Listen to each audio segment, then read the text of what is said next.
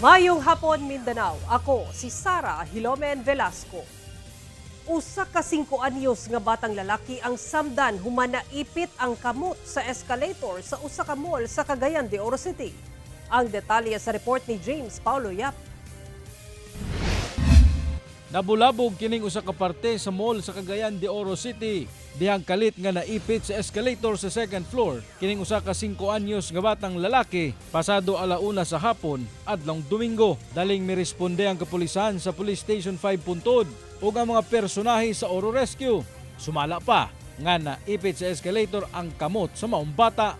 Nag-apil ni sa isa pagdagandagan o accidentally nakaadto siya dito sa escalator o mooto nga na ipit siya dito. Hinoon paspas nga miresponde ang mga personahe sa mall ug napahuno ang pag-andar sa escalator. Hinungdan nga minor injuries lang ang naangkon sa maong batang biktima. Gilayong gidala kini sa Northern Mindanao Medical Center alang sa dugang medical intervention. Apan sumala sa PNP, anaa kini sa luwas nga kahimtang. Giagat sab sa otoridad ang mga ginikanan nga adunay dalang mga bata nga mag-igmat kanunay aron malikayan ang susamang insidente. I-ensure gid nato ang ilang mga safety, dili nato pasagdan o dili nato sila tugutan nga mawala sa atong pananaw o sa atong kustodiya o sa atong pagbantay. So, ginakuhaan pa og pahayag sa GMA Regional TV 1 Mindanao ang pamunuan sa mall ug ang ginikanan sa batang biktima.